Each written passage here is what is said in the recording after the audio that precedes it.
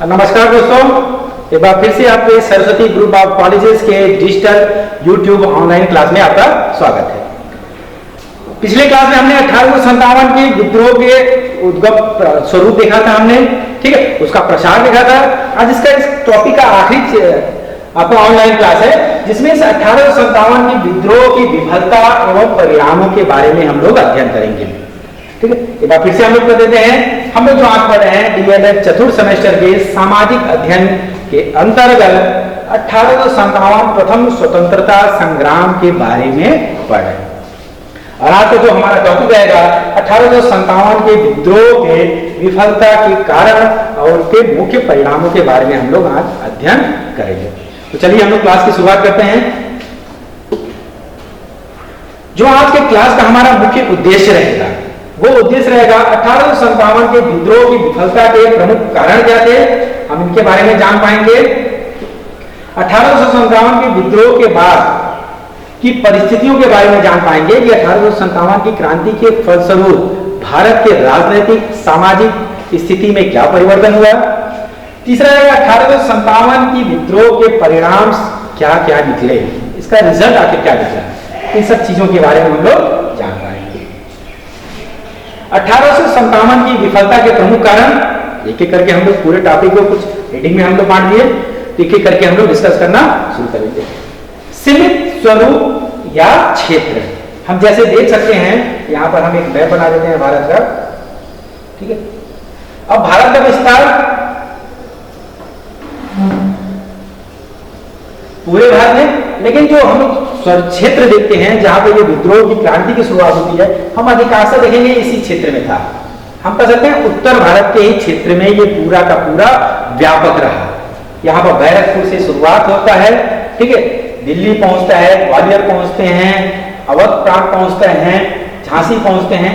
तो जितने भी हम लोग क्षेत्र देखते हैं, इसका जो क्षेत्र विस्तार है ये अधिकांश हम देखते हैं उत्तर भारत में ही है, ठीक है।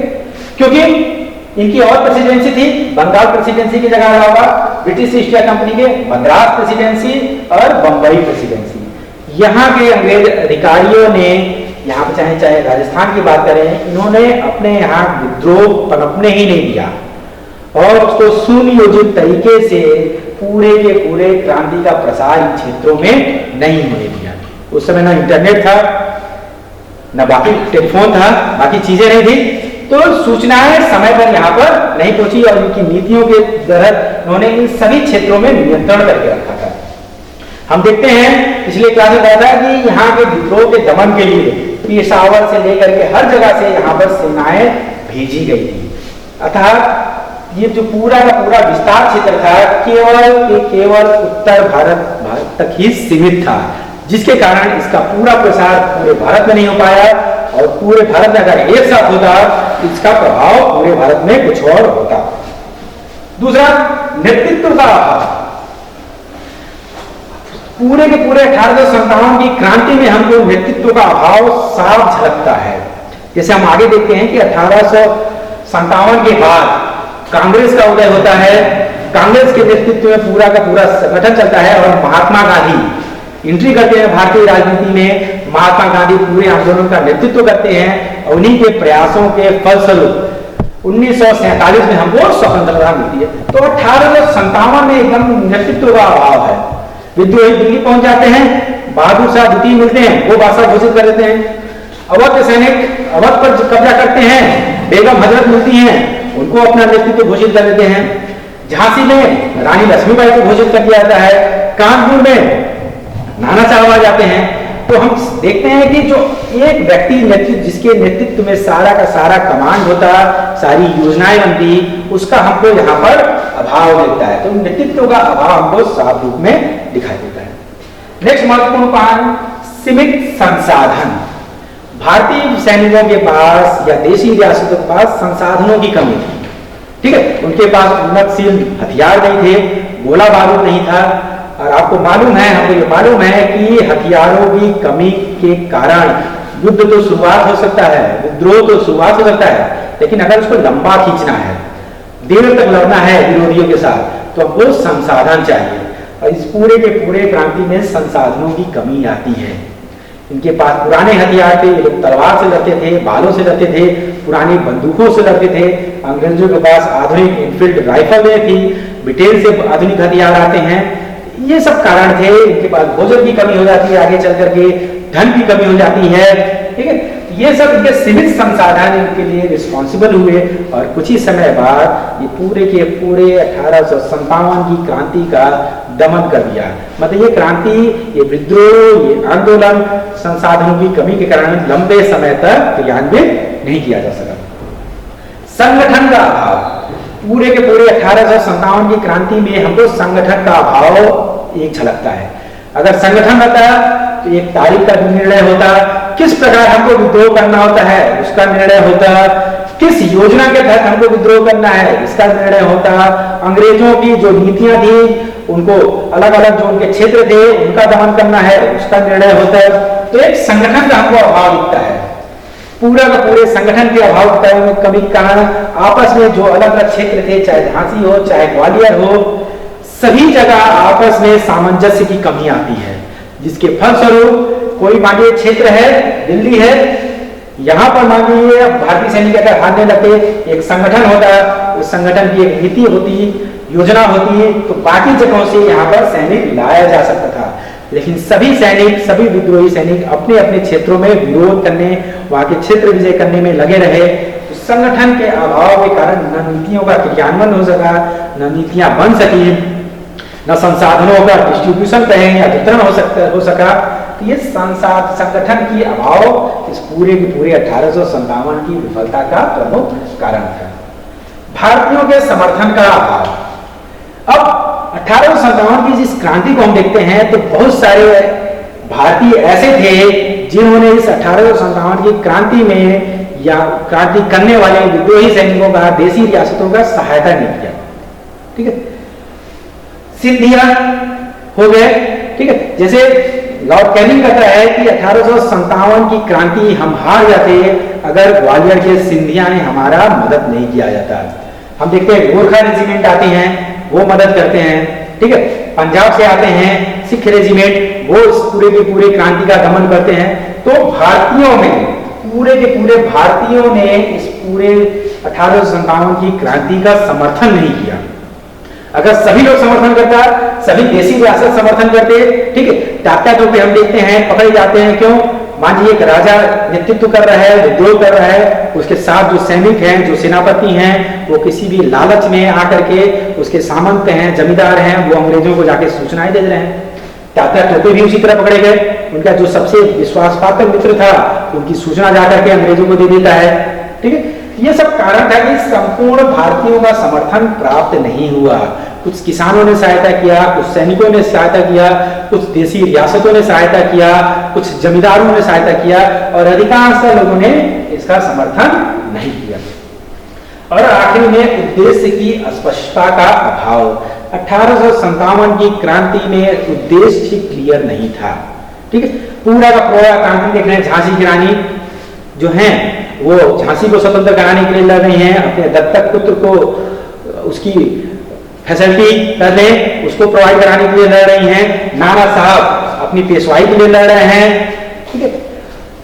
बहादुर शाह जी दिल्ली में हैं, ठीक है। बेगम हजरत महल जो हैं वो लखनऊ में हैं, ठीक है। तो सभी के सभी उद्देश्य क्लियर नहीं है। अगर उद्देश्य क्लियर होता है कि हमको ईस्ट इंडिया कंपनी को संपूर्ण भारत से हटा देना है, उनको आर्थिक रूप से, सैन्य रूप से, राजनीतिक रूप से उनका विरोध करना है, तो इस तरह उद्देश्य का अभाव है पूरी तरह से। ये पूरा का जो पूरा क्रांति हो गया वो सीमित क्षेत्रों में सिमट करके किसी एक नेतृत्व के अभाव में, संसाधनों की कमी के कारण, संगठन की कमी के कारण, संपूर्ण भारतीयों के सहयोग न मिलने के कारण पूरा 1857 की क्रांति विफल हो गई, ठीक है। अब इस क्रांति का परिणाम क्या हुआ? क्या 1857 की क्रांति शुरुआत हुई और ये दमन कर दिया गया तो भारतीयों को कुछ हासिल नहीं हुआ? देखिए 1857 की क्रांति भले विफल हो गई हो, लेकिन इसका बेहद व्यापक रूप में भारतीय राजनीति में भारतीयों पर इसका प्रभाव पड़ा। एक एक पॉइंट हम करके देखेंगे। सबसे पहला, कंपनी के शासन का अंत हो गया। अब 1857 की क्रांति जैसे हुई, ठीक है, इस क्रांति का, इस विद्रोह का, इस आंदोलन का समाचार हर जगह फैलने लगा, विश्व स्तर पर इसका फैलने लगा, यूरोप में फैलने लगा। तो जो ब्रिटेन के ऊपर अब दबाव होने लगा अन्य देशों का कि आपके जो उपनिवेश होते हैं वहां पर आप लोग शोषण करते हो, वहां की जनता को फैसिलिटी नहीं देते हो, वहां के सैनिकों को फैसिलिटी नहीं देती हो, जिसके कारण वहां की जनता आपकी नीतियों के खिलाफ विद्रोह कर रही है। ठीक है, जब ब्रिटेन पर ये प्रेशर बढ़ा तो उन्होंने इसका आकलन किया तो उनको ये पता चला कि पूरा का पूरा जो विद्रोह हुआ था वो ईस्ट इंडिया कंपनी के नीतियों के खिलाफ हुआ था। तो वो एक निर्णय लेते हैं और ये डिसाइड करते हैं कि ईस्ट इंडिया कंपनी के यहाँ पर शासन का अंत हो जाता है। अब ईस्ट इंडिया कंपनी के शासन का अंत हो गया तो शासन कौन करेगा? उन्होंने भारतीयों को आजाद नहीं किया। ठीक है, अब ब्रिटेन की नीति समझिए।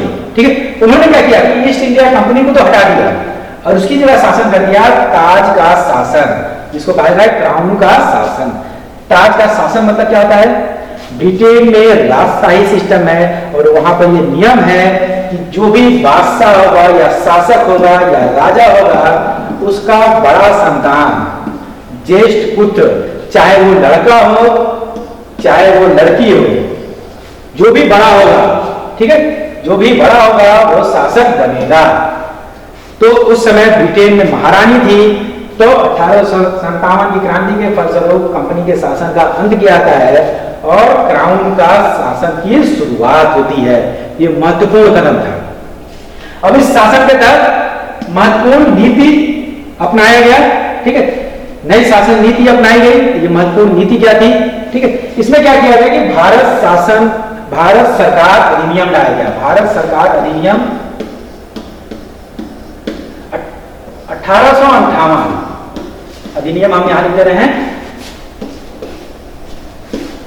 1858 का घोषणा किया गया। उस समय तत्कालीन जो गवर्नर जनरल थे, ठीक है, कैनिंग, वो आते हैं 1 नवंबर 1858 में आते हैं इलाहाबाद के नैनी पार्क में। ये भी क्वेश्चन पूछता है कभी, तो हम कहेंगे इलाहाबाद के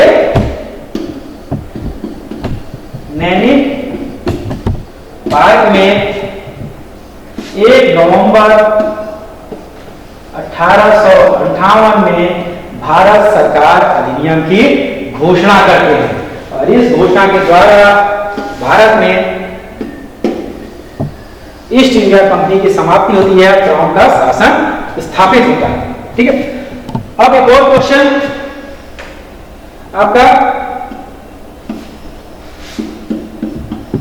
लॉर्ड कैनिंग, जिनके समय में 1857 की क्रांति होती है, ये भारत के आखिरी गवर्नर जनरल थे। ठीक है, अब तो क्योंकि इनके नेतृत्व में ही, इनके शासन में भारत में क्रांति हुई थी, तो नियम से तो ये चाहिए था कि इनको तो हटा दिया जाए, लेकिन सरकार क्या करती है? कैनिंग को हटाती नहीं है बल्कि इनका प्रमोशन करती है। इनको ये गवर्नर जनरल का पद खत्म किया जाता है और एक नया पद सृजित किया जाता है जिसको कहा जाता है वायसराय। तो क्वेश्चन इसका महत्वपूर्ण पूछता है कि भारत का आखिरी गवर्नर जनरल कौन रहता है? तो आंसर होगा कैनिंग। भारत के प्रथम वायसराय कौन रहते हैं? तो आंसर होगा कैनिंग। ठीक है, तो कैनिंग यहाँ के गवर्नर वायसराय बन जाते हैं। ठीक है, उनके शासन के लिए एक भारत सचिव की नेतृत्व किया जाता है। ब्रिटेन की संसद एक भारत सचिव का एक व्यक्ति की नियुक्ति करता है जिसका नाम भारत सचिव रखा गया था। इसकी सहायता के लिए 15 सदस्यीय एक कमेटी बनती है, मंत्रिपरिषद बनती है, जिसकी सहायता से भारत सचिव शासन करेगा, वायसराय के सलाह देकर के भारत में शासन होगा। लेकिन बड़े आश्चर्य की बात है कि इस 15 में आधे से ज्यादा तो ब्रिटिश के लोग थे और आधे से ज्यादा लोग ईस्ट इंडिया कंपनी के रिटायर्ड डायरेक्टर थे। मतलब अप्रत्यक्ष रूप से शासन किसका रह रहा है? ईस्ट इंडिया कंपनी का ही शासन रह रहा है। अब सेना में भी परिवर्तन हुआ। अब सेना में क्या क्या परिवर्तन हुआ इसको हम लोग अध्ययन देखेंगे। 1857 की क्रांति से पहले हम देखते हैं कि जो अंग्रेजी सेना में था उसमें रेशियो क्या था? आपका रेशियो था, उसमें हम देखे थे 5 संबंधे 1, मतलब 5 भारतीय रहेंगे तो 1 क्या रहेगा? ब्रिटिश सैनिक रहेगा। तो सेना के संगठन में चेंजेस होता है। अब ये चल जाता है दो संबंधे एक का, मतलब एक भारतीय रहेंगे और एक ब्रिटिश रहेगा। ठीक है, पद कैसे आगे बढ़ेगा उसके बारे में निर्णय लिया गया। ठीक है, पद का सृजन कैसे होगा, भारतीयों को ज्यादा फैसिलिटी मिलने लगा। ठीक है, मुगल शासक बहादुर शाह द्वितीय, इनको घोषणा कर दिया गया कि अब आखिरी मुगल बादशाह रहेंगे और इसके बाद न प्रिंस रहेंगे न कोई बादशाह रहेगा। इस प्रकार मुगल शासन का भारत में क्या किया गया, अंत कर दिया गया। और आखिरी पूरे क्रांति के फलस्वरूप नेतृत्व बहादुर शाह द्वितीय ने किया था। ठीक है, कुछ मुसलमान नेतृत्वकर्ता ज्यादा थे, इसके कारण अंग्रेज मुसलमानों से नाराज हो गए और उन्होंने आगे 20-30 सालों तक जो भी नीतियां बनाई, ठीक है, उन नीतियों के कारण मुसलमानों के सांस्कृतिक जागरण पर बहुत बुरा प्रभाव पड़ता है। उन्होंने फूट डालो और राज करो की नीति के तहत हिंदुओं को ज्यादा फैसिलिटी देना शुरू किया और इन मुसलमानों को कम से कम इनके सांस्कृतिक जागरण के लिए, इनके सामाजिक कल्याण के लिए, इनके सोसाइटी के उत्थान के लिए जो नीतियां बनाई वो लिस्ट कम से कम बनाना शुरू कर। ये प्रमुख थे विद्रोह के कारण, जिसने पूरे के पूरे भारतीयों को एक नई दिशा दी, जिसके फलस्वरूप आगे चल करके कांग्रेस का उत्थान होता है, कांग्रेस बनती है। इस कांग्रेस के नेतृत्व में पूरा का पूरा अगला आंदोलन चलता है।